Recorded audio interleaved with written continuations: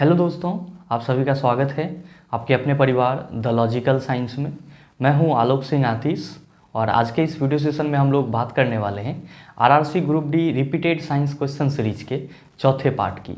जी हाँ दोस्तों, इससे पीछे के वीडियो सेशन में हम लोगों ने RRC group D repeated science question series का तीसरा पार्ट देखा था, जहाँ पे हम लोगों ने वैसे क्वेश्चन को डिस्कस करा था जो कि आपके पिछले ग्रुप डी 2018 एग्जाम में अलग अलग शिफ्ट में रिपीट किए गए थे। दोस्तों, आज के इस वीडियो सेशन में भी हम लोग वैसे ही प्रश्नों को डिस्कस करेंगे जो कि आपका ग्रुप डी 2018 एग्ज़ाम में अलग अलग शिफ्ट में रिपीट किए गए हैं। और हाँ, आपकी जानकारी के लिए मैं बता दूं कि आज के इस सेशन का जो भी साइंस क्वेश्चन है उसका PDF कहाँ मिलेगा, तो ये हमारे टेलीग्राम ग्रुप से मिल जाएगी, जिसका लिंक मैंने नीचे डिस्क्रिप्शन में डाल दिया है। आप वहाँ से जा करके ले सकते हैं। बहरहाल, आइए अपने सेशन की शुरुआत करते हैं और चलते हैं पहले क्वेश्चन की तरफ। आपका जो पहला क्वेश्चन है आज के इस सेशन का, क्वेश्चन नंबर 1, बड़ा ही आसान सा सवाल, लेकिन आपके 2 शिफ्ट में इस क्वेश्चन को रिपीट किया गया। आपसे पूछा जा रहा है गैल्वेनोमीटर का उपयोग किया जाता है। आपका ऑप्शन दिया हुआ है प्रकाश की दिशा का पता लगाने के लिए, चुंबकीय प्रेरण की दिशा का पता लगाने के लिए, ध्वनि की दिशा का पता लगाने के लिए, धारा की दिशा का पता लगाने के लिए। क्या होगा इसका सही आंसर? आप सभी कहेंगे सर गैल्वेनोमीटर का उपयोग धारा की दिशा का पता लगाने के लिए किया जाता है। गैल्वेनोमीटर का उपयोग किसके लिए किया जाता है? धारा की दिशा का पता लगाने के लिए। तो आपका सही answer sir option number D हो जाएगा। मेरे मित्र ध्यान रखेंगे, इस पॉइंट से आपके एग्जाम में 2-3 प्रश्न पूछे जाते हैं। पहला चीज़ तो आपने ये देख लिया कि गैल्वेनोमीटर का उपयोग हम लोग कहाँ करेंगे, तो आप सभी कहेंगे धारा की दिशा का पता लगाने के लिए। आपसे ये भी क्वेश्चन पूछा जाता है कि किसी परिपथ के धारा को मापने के लिए, यानी कि इलेक्ट्रिक करंट को मापने के लिए किस यंत्र का उपयोग किया जाता है। आप सभी ध्यान में रखना, सर किसी परिपथ के धारा को मापने के लिए हम लोग किसका उपयोग करते हैं? आमीटर का उपयोग करते हैं। आपके एग्जाम में कभी कभी ये भी सवाल पूछ लिया जाता है कि किसी भी विद्युत परिपथ के धारा को मापने के लिए आमीटर को किस क्रम में जोड़ा जाता है। तो ध्यान में रखेंगे कि सर आमीटर को परिपथ में हम लोग श्रेणी क्रम में जोड़ते हैं। किस क्रम में जोड़ते हैं? श्रेणी क्रम में जोड़ते हैं। नेक्स्ट आपसे सवाल पूछा जाता है कि किसी विद्युत परिपथ के विभवांतर को मापने के लिए हम लोग किसका उपयोग करते हैं या किस यंत्र का उपयोग किया जाता है। तो आप सभी से जब भी ये क्वेश्चन करा जाए कि विभवांतर मापने के लिए किस यंत्र का उपयोग किया जाता है, आप कहेंगे वोल्ट मीटर का उपयोग किया जाता है। ध्यान में रखेंगे सर, वोल्ट मीटर को ही क्या बोला जाता है? विभव मापी बोला जाता है। क्या बोला जाता है इसको सर? विभव मापी बोला जाता है। और आपसे ये भी क्वेश्चन पूछ लिया जाता है कि किसी भी परिपथ के विभवांतर को मापने के लिए वोल्ट मीटर को परिपथ में किस क्रम में जोड़ते हैं।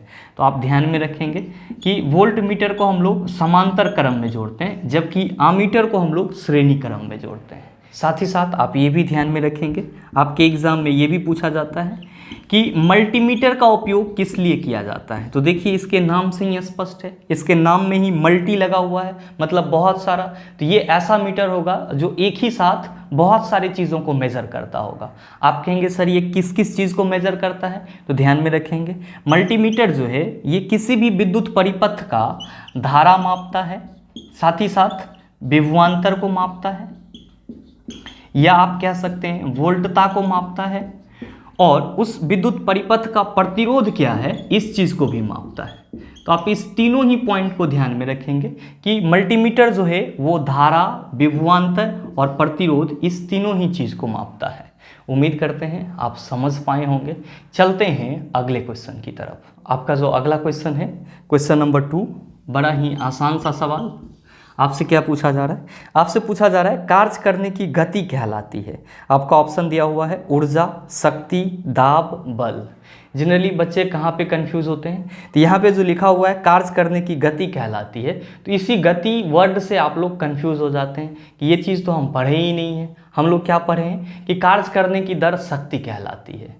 मेरे मित्र ध्यान रखेंगे कि यहाँ पे गति का मतलब क्या होगा, तो सर यहाँ पे गति का मतलब दर हो जाएगा। अब आप क्या कहेंगे सर? अब आप कहेंगे कि सर कार्य करने की दर क्या कहलाती है? आप सभी कहेंगे शक्ति कहलाती है। क्यों? क्योंकि हम लोग पढ़ते हैं पावर इक्वल टू क्या होता है सर? तो W/T होता है। तो आप बताइए कि आपके इस क्वेश्चन का सही आंसर क्या होगा। आप सभी कहेंगे सर शक्ति हो जाएगा, यानी कि सही ऑप्शन नंबर बी हो जाएगा।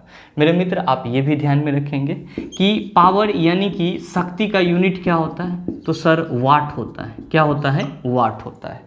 आप कहेंगे हमारे ऑप्शन में ऊर्जा भी दिया हुआ है, तो कार्य करने की क्षमता को हम लोग क्या कहते हैं? ऊर्जा कहते हैं। और ध्यान में आपको ये रखना है कि kWh यानी कि किलोवाट आवर जो है ये किसका यूनिट है? शक्ति का या ऊर्जा का? तो आप कहेंगे सर kWh जो है ये ऊर्जा का यूनिट है। नेक्स्ट आपके ऑप्शन में दिया हुआ है दाब। तो आप सभी कहते हैं कि प्रति एकांक एरिया पर जो बल लगता है, यानी कि प्रति एकांक क्षेत्रफल पर जो बल लगता है उसी को हम लोग दाब कहते हैं। और दाब को P से रिप्रेजेंट करते हैं और फार्मूला F/A पढ़ते हैं। ध्यान में रखेंगे कि दाब का यूनिट क्या होता है, तो सर पास्कल होता है। नेक्स्ट है आपके ऑप्शन में बल। तो आप सभी कहेंगे कि सर बल जो है ये एक प्रकार का भौतिक कारक है जो किसी वस्तु पर लगकर उस वस्तु की स्थिति में या तो परिवर्तन ला देता है या परिवर्तन लाने की चेष्टा करता है। उम्मीद करते हैं आप समझ पाए होंगे। चलते हैं अगले क्वेश्चन की तरफ। आपका जो अगला क्वेश्चन है, क्वेश्चन नंबर 3, आपसे क्या पूछा जा रहा है? आपसे पूछा जा रहा है कि यांत्रिक ऊर्जा माइनस गतिज ऊर्जा इक्वल टू व्हाट? आपका ऑप्शन दिया हुआ है रासायनिक ऊर्जा, स्थितिज ऊर्जा, विद्युत ऊर्जा, नाभिकीय ऊर्जा। क्या होगा इसका सही आंसर? मेरे मित्र आप सभी कहेंगे कि सर हम इस इक्वेशन को समझेंगे कैसे? तो आइए थोड़ा सा हम लोग इसको डिस्कस कर लेते हैं। सबसे बड़ा चीज़ आपके क्वेश्चन में क्या कहा जा रहा है कि यांत्रिक ऊर्जा माइनस गतिज ऊर्जा इक्वल टू क्या होता है? यांत्रिक ऊर्जा माइनस गतिज ऊर्जा इक्वल टू क्या होता है? ये चीज़ आपसे पूछा जा रहा है। ध्यान दीजिए कि यांत्रिक ऊर्जा हम लोग बोलते किसको हैं? तो हम सभी कहते हैं कि सर किसी भी वस्तु के स्थिति या गति के चलते जो ऊर्जा उत्पन्न होती है उसी को हम लोग मैकेनिकल एनर्जी बोलते हैं, यांत्रिक ऊर्जा बोलते हैं। साथ ही साथ आपको ये भी मालूम है कि किसी वस्तु के गति के लिए कौन सी ऊर्जा होती है? गतिज ऊर्जा होती है। और किसी वस्तु की स्थिति के चलते कौन सी ऊर्जा उत्पन्न होती है? स्थितिज ऊर्जा उत्पन्न होती है। और यांत्रिक ऊर्जा के बारे में आप क्या कहते हो कि सर यांत्रिक ऊर्जा जो होता है ये किसी भी वस्तु के गति या स्थिति के चलते उत्पन्न होती है। अब ये गति या स्थिति के चलते उत्पन्न होती है तो इसमें दोनों बात आ जाता है। मतलब आप ये कह सकते हैं कि सर मैकेनिकल एनर्जी जो होती है, यांत्रिक ऊर्जा जो होती है, वो गतिज ऊर्जा और स्थितिज ऊर्जा का क्या होता है? योग होता है। यानी कि आप इस चीज़ को एक इक्वेशन के रूप में भी लिख सकते हैं कि सर यांत्रिक ऊर्जा इक्वल टू क्या हो जाएगा? तो गतिज ऊर्जा प्लस स्थितिज ऊर्जा, आप ये कह सकते हैं। और ये चीज़ आप में से बहुतों को मालूम भी होगा। मेरे मित्र ध्यान में रखेंगे कि यांत्रिक ऊर्जा का इंग्लिश होता है मैकेनिकल एनर्जी, गतिज ऊर्जा का काइनेटिक एनर्जी और स्थितिज ऊर्जा का पोटेंशियल एनर्जी। तो हम लोग शॉर्ट फॉर्म में इसी को ME equal to KE plus PE कह सकते हैं। ध्यान दीजिए, अगर हम यहाँ पे क्या करें कि ME इधर ही रहने दें और इधर से जो आपका गतिज ऊर्जा है यानी कि काइनेटिक एनर्जी है उसको इधर ले आएँ, तो आप कहेंगे सर माइनस में हो जाएगा। तो ये किसके बराबर होगा? तो आप कहेंगे PE के बराबर हो जाएगा, स्थितिज ऊर्जा के बराबर हो जाएगा। तो आपसे क्वेश्चन क्या पूछा जा रहा है कि यांत्रिक ऊर्जा माइनस गतिज ऊर्जा इक्वल टू व्हाट? क्या कहेंगे? यांत्रिक ऊर्जा माइनस गतिज ऊर्जा इक्वल टू स्थितिज ऊर्जा। सही आंसर क्या हो जाएगा? आप सभी कहेंगे सर ऑप्शन नंबर बी हो जाएगा। मेरे मित्र ध्यान में रखेंगे, ये जो आपका फॉर्मूला है ये तो यांत्रिक ऊर्जा के लिए हो गया, लेकिन आप कहेंगे गतिज ऊर्जा का क्या फॉर्मूला होता है? तो आप सबों को मालूम होगा कि हाफ mv² होता है। और स्थितिज ऊर्जा का क्या फॉर्मूला होता है? तो सर mgh होता है। और आपको ध्यान में रखना है, क्या ध्यान में रखना है कि सर me इक्वल टू यानी कि mechanical energy equal to half mv² plus mgh भी होता है। तो आप इस इक्वेशन को भी ध्यान में रखेंगे। आप कहेंगे कि सर हमारे अगले ऑप्शन में रासायनिक ऊर्जा दिया हुआ है, तो ये रासायनिक ऊर्जा हम लोग किसको कहते हैं? तो किसी भी केमिकल से जो ऊर्जा उत्पन्न होती है उसको हम लोग रासायनिक ऊर्जा कहते हैं। नेक्स्ट है आपका विद्युत ऊर्जा। आप सबों को मालूम होना चाहिए कि विद्युत के द्वारा जो ऊर्जा उत्पन्न होती है उसी को हम लोग क्या कहते हैं? विद्युत ऊर्जा कहते हैं। और विद्युत ऊर्जा के लिए हम लोग फार्मूला क्या लिखते हैं सर? तो H equal to I² RT लिखते हैं। आप इस चीज़ को ध्यान में रखेंगे। नेक्स्ट है आपके ऑप्शन में नाभिकीय ऊर्जा। तो आप सबों को मालूम है कि नाभिक के संलयन से या फिर नाभिक के विखंडन से जो ऊर्जा निकलती है उसी को हम लोग नाभिकीय ऊर्जा कहते हैं, इंग्लिश में न्यूक्लियर एनर्जी कहते हैं। उम्मीद करते हैं आप समझ पाए होंगे। चलते हैं अगले क्वेश्चन की तरफ। आपका जो अगला क्वेश्चन है, क्वेश्चन नंबर 4, बड़ा ही आसान सा सवाल आपसे पूछा जा रहा है कि ध्वनि का प्रसार डैश में अधिकतम होता है। आप सभी कहेंगे सर ध्वनि जो है वो ठोस में सबसे तेजी से चलती है। आप सबों को मालूम होना चाहिए कि ध्वनि को एक जगह से दूसरे जगह जाने के लिए किसकी ज़रूरत होती है? माध्यम की ज़रूरत होती है, यानी कि मीडियम की ज़रूरत होती है। माध्यम आपके पास कितने हैं सर? तो आपके पास 3 माध्यम हैं, ठोस, द्रव और गैस। आपको यहाँ पे मालूम रखना होगा या याद रखना होगा कि ध्वनि जो है वो सबसे तेज ठोस में चलती है। तो कितना तेज चलती है, इसकी स्पीड कितनी होती है? तो सर ध्वनि की स्पीड ठोस में 5000 मीटर पर सेकेंड होती है। साउंड की स्पीड ठोस में, सॉलिड में क्या होती है? 5000 मीटर पर सेकेंड होती है। और द्रव में यानी कि लिक्विड में कितनी होती है सर? 1500 मीटर पर सेकेंड होती है। और गैस में कितनी होती है सर? 340 मीटर पर सेकेंड होती है। कितनी होती है सर? 340 मीटर पर सेकेंड होती है। तो आपके एग्जाम में 2 क्वेश्चन पूछा जाता है। पहला पूछा जाता है कि ध्वनि सबसे तेज किस में चलता है? आप कहेंगे ठोस में चलता है। ध्वनि सबसे कम स्लो किस में चलता है सर? तो गैस में चलता है। तो इस दोनों ही पॉइंट को आप ध्यान में रखेंगे। ऐसे आपके इस क्वेश्चन का सही आंसर क्या हो जाएगा? आप सभी कहेंगे सर ऑप्शन नंबर सी। मेरे मित्र ध्यान में रखेंगे कि ध्वनि को एक जगह से दूसरी जगह जाने के लिए किसकी जरूरत होगी? माध्यम की जरूरत होगी। अगर मीडियम नहीं होगा तो फिर ध्वनि एक जगह से दूसरी जगह प्रोपेगेट नहीं कर सकता है। और आपको ये भी ध्यान में रखना होगा कि ध्वनि जो है वो निर्वात में गमन नहीं करती है। ध्वनि को गमन करने के लिए हमेशा किसकी जरूरत होती है? मीडियम की जरूरत होती है। आपके मन में सवाल उठेगा कि सर हम लोग ये भी तो पढ़ते हैं कि कोई चीज़ निर्वात में भी गमन करता है। भाई मेरे, प्रकाश जो है ये निर्वात में गमन करता है, वैक्यूम में गमन करता है। और प्रकाश की स्पीड वैक्यूम में सबसे ज़्यादा होती है। कितनी होती है सर? तो सर प्रकाश की स्पीड वैक्यूम में 3 × 10⁸ मीटर पर सेकेंड होती है। आप इस चीज़ को भी ध्यान में रखेंगे। साथ ही साथ प्रकाश की इस चाल के बारे में सबसे पहले किसने बताया था? तो रोमर नामक वैज्ञानिक ने बताया था। आप इस चीज़ को भी ध्यान में रखेंगे। उम्मीद करते हैं आप समझ पाए होंगे। चलते हैं अगले क्वेश्चन की तरफ। आपका जो अगला क्वेश्चन है, क्वेश्चन नंबर 5, आपसे क्या पूछा जा रहा है? आपसे पूछा जा रहा है कि आधुनिक आवर्त तालिका में कितने समूह और आवर्त मौजूद हैं? आपका ऑप्शन दिया हुआ है 9 समूह 9 आवर्त, दूसरा ऑप्शन दिया हुआ है 7 समूह 8 आवर्त, तीसरा ऑप्शन दिया हुआ है 18 समूह 7 आवर्त और चौथा ऑप्शन दिया हुआ है 8 समूह और 7 आवर्त। क्या होगा इसका आंसर? मेरे मित्र आप सभी 2 कंसेप्ट को हमेशा ध्यान में रखेंगे। आपके एग्जाम में ये सवाल बराबर पूछे जाते हैं। पहला तो आपसे पूछा जाता है आधुनिक आवर्त सारणी में वर्गों और आवर्तों की संख्या कितनी होती है? ये चीज़ पूछा जाता है। दूसरा आपसे पूछा जाता है कि मेंडलीफ के आवर्त सारणी में, दूसरा आपसे क्या पूछा जाता है कि मेंडलीफ के पीरियोडिक टेबल में, मेंडलीफ के आवर्त सारणी में कुल वर्गों की संख्या कितनी होती है या कुल वर्ग कितने थे? और साथ ही साथ ये पूछा जाता है कि मेंडलीफ के आवर्त सारणी में टोटल आवर्त कितने थे। दोनों में ही डिफरेंसेस हैं। आप ध्यान में रखेंगे कि अभी जो हम लोग आवर्त सारणी पढ़ रहे हैं, पीरियोडिक टेबल पढ़ रहे हैं, सर इस पीरियोडिक टेबल में, आधुनिक पीरियोडिक टेबल में टोटल कितने वर्ग हैं सर? 18 वर्ग हैं। और टोटल आवर्त कितने हैं सर? 7 हैं। ध्यान में रखेंगे। वर्ग को हम लोग इंग्लिश में ग्रुप कहते हैं, आवर्त को इंग्लिश में हम लोग पीरियड कहते हैं। तो आपसे कहीं भी कोई भी ये पूछे कि मॉडर्न पीरियोडिक टेबल में टोटल वर्गों की संख्या कितनी है? आप कहेंगे 18। आवर्तों की संख्या कितनी है? तो आप कहेंगे सर 7। आपसे कोई अगर ये पूछे कि मेंडलीफ के आवर्त सारणी में कुल कितने वर्ग हैं? तो आप कहेंगे 9। मेंडलीफ के आवर्त सारणी में कुल कितने वर्ग थे? तो आप क्या कहेंगे सर 9 वर्ग थे। और आवर्तों की संख्या कितनी थी? तो सर समान थी।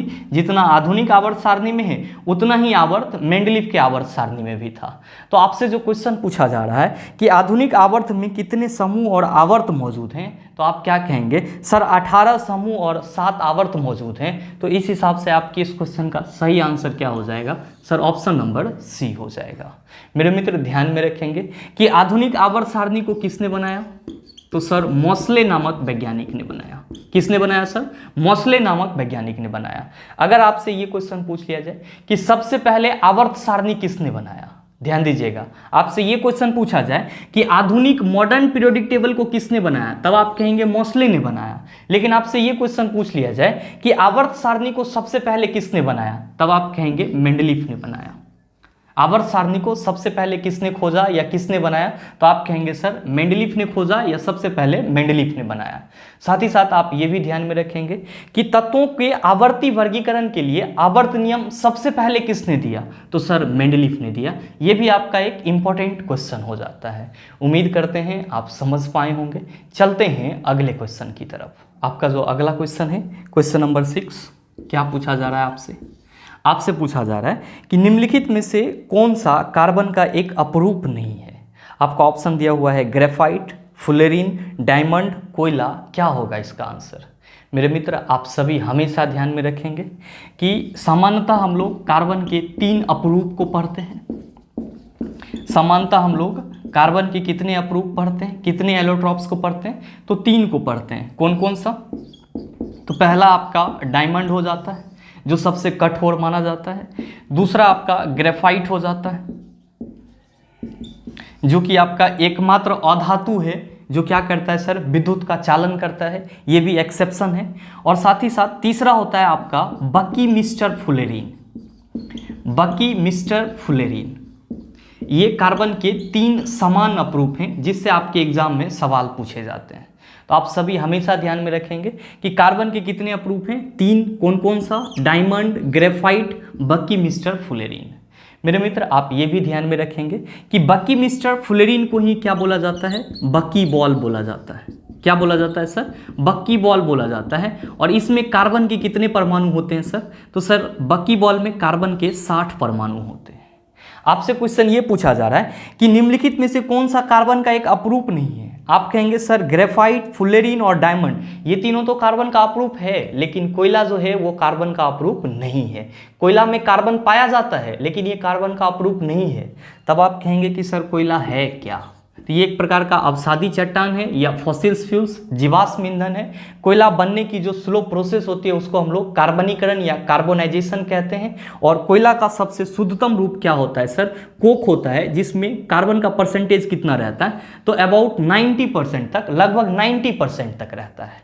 हालांकि आपसे क्वेश्चन क्या पूछा जा रहा था कि निम्नलिखित में से कौन सा कार्बन का एक अपरूप नहीं है, तो आप कहेंगे सर कोयला कार्बन का अपरूप नहीं है। तो आपके इस क्वेश्चन का सही आंसर क्या हो जाएगा? आप सभी कहेंगे sir option number D is the right answer of this question. उम्मीद करते हैं आप समझ पाए होंगे। चलते हैं अगले क्वेश्चन की तरफ। आपका जो अगला क्वेश्चन है, क्वेश्चन नंबर 7, आपसे क्या पूछा जा रहा है? आपसे पूछा जा रहा है कि प्रोपेन का रासायनिक सूत्र डैश है। आपका ऑप्शन दिया हुआ है C4H10, C2H6, CH4, C3H8। क्या होगा इसका आंसर? मेरे मित्र, आप सभी ध्यान रखेंगे हमेशा। आपसे पूछा जा रहा है कि प्रोपेन का रासायनिक सूत्र क्या होता है, तो इसके लास्ट में N लगा हुआ है, तो ये आपका कौन सा हाइड्रोकार्बन होगा? किस ग्रुप का हाइड्रोकार्बन होगा? आप सभी कहेंगे सर N लगा हुआ है तो ये एल्केन ग्रुप का हाइड्रोकार्बन होगा। मेरे मित्र ध्यान में रखेंगे, एल्केन ग्रुप के जो हाइड्रोकार्बन होते हैं उसका जनरल फार्मूला क्या होता है? तो सर एल्केन ग्रुप का जो हाइड्रोकार्बन होता है उसका जनरल फार्मूला होता है CnH2n+2।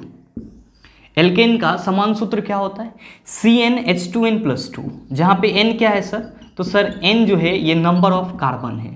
N क्या है सर? नंबर ऑफ कार्बन है। और एल्केन ग्रुप के जो भी हाइड्रोकार्बन है सर उसका हम लोग नामांकन कैसे करते हैं? तो सर जिसमें 1 कार्बन रहता है उसको हम लोग मीथेन बोलते हैं, जिसमें 2 कार्बन रहता है उसको हम लोग सर एथेन बोलते हैं, जिसमें 3 कार्बन रहता है सर उसको हम लोग प्रोपेन बोलते हैं, जिसमें 4 कार्बन रहता है सर उसको हम लोग ब्यूटेन बोलते हैं। और इसी तरह से आगे चलते चला जाता है। 5 कार्बन वाले के लिए हम लोग पेंटेन, 6 कार्बन वाले के लिए हम लोग क्या कहते हैं? हेक्सेन, 7 के लिए हेप्टेन, 8 के लिए हम लोग ऑक्टेन। ऐसे ही हम लोग नामांकन करते चले जाते हैं। आप कहेंगे तो फिर सर इन सब का रासायनिक सूत्र क्या होगा, केमिकल फार्मूला क्या होगा? बड़े ही आसानी से आप बना सकते हैं अगर आपको ये फार्मूला मालूम है तो। आप कहेंगे कैसे? तो आप कह रहे सर 1 कार्बन के लिए क्या लिखते हैं हम लोग? मीथेन लिखते हैं। यहाँ पे हम कह रहे हैं N = नंबर ऑफ कार्बन है, तो ध्यान दीजिए अगर नंबर ऑफ कार्बन 1 हो जाए तो इस फार्मूला के सहारे से आप क्या कहेंगे? सर C1 होगा और H2 × यहाँ भी n क्या होगा, नंबर ऑफ कार्बन ही होगा, तो 2 इंटू 1 + 2 यानी कि ये हो जाएगा CH4। इसको हम लोग क्या कहते हैं, मीथेन कहते हैं। अगर 2 कार्बन हो जाए तब क्या होगा, तो सर आप कहेंगे सर C2 हो जाएगा और H2 इंटू 2 + 2 हो जाएगा, यानी कि C2H6 आपका क्या हो जाएगा, आप कहेंगे सर एथेन हो जाएगा। ध्यान दीजिए, अगर नंबर ऑफ कार्बन 3 हो जाए तो आप क्या कहेंगे सर कि C3 हो जाएगा, H2 इंटू 3 अब प्लस क्या हो जाएगा 2, यानी कि C3 और 2 3 जा 6 + 2, तो C3H8 3 कार्बन परमाणु वाले को आप क्या कहते हैं, प्रोपेन कहते हैं। तो आपका प्रोपेन का रासायनिक सूत्र क्या हो जाएगा, आप सभी कहेंगे सर C3H8 हो जाएगा। इसी तरह आगे ब्यूटेन आ जाएगा तो C4H10 हो जाएगा। तो आप बताइए कि आपका सही आंसर क्या होगा, आप सभी कहेंगे sir option number D is the right answer of this question. उम्मीद करते हैं आप समझ पाए होंगे। चलते हैं अगले क्वेश्चन की तरफ। आपका जो अगला सवाल है क्वेश्चन नंबर 8, बड़ा ही आसान सा सवाल, इस चीज़ को भी आप सभी जानते होंगे। आपसे पूछा जा रहा है कि जीव विज्ञान में डीएनए का पूर्ण रूप क्या होता है। बिना ऑप्शन देखे आप सभी कहेंगे कि सर डीएनए का फुल फॉर्म होता है deoxy ribonucleic acid, deoxy ribonucleic acid. तो आपसे जो क्वेश्चन पूछा जा रहा है कि जीव विज्ञान में, बायोलॉजी में डीएनए का पूर्ण रूप क्या होता है, आप सभी कहेंगे sir option number B is the right answer of this question. मेरे मित्र यहाँ पे आप ध्यान में रखेंगे कि डीएनए का काम क्या होता है सर, तो सर डीएनए का काम होता है कि ये आनुवांशिक गुणों का हस्तांतरण करता है। डीएनए जो है सर, इसका कार्य क्या है, तो आनुवांशिक गुणों का ट्रांसफर करना। कहाँ ट्रांसफर करेगा सर, तो एक पीढ़ी से दूसरे पीढ़ी में। आप कहेंगे सर हमको कभी कभी आरएनए भी मिलता है, आरएनए, तो इस आरएनए का क्या फुल फॉर्म होता है, तो ध्यान में रखेंगे आरएनए का फुल फॉर्म होता है राइबोन्यूक्लिक एसिड। आरएनए का क्या फुल फॉर्म होता है, राइबोन्यूक्लिक एसिड। आपके मन में सवाल आएगा फिर आरएनए का क्या कार्य होता है, जैसे कि आपने बताया डीएनए का कार्य है आनुवंशिक गुणों का ट्रांसफर करना एक पीढ़ी से दूसरे पीढ़ी, तो आरएनए का क्या काम होगा, तो भाई मेरे ध्यान में रखना आरएनए का कार्य है प्रोटीन संश्लेषण करना। आरएनए का क्या कार्य है सर, तो सर ये प्रोटीन का संश्लेषण करता है। क्या करता है, प्रोटीन का संश्लेषण करता है।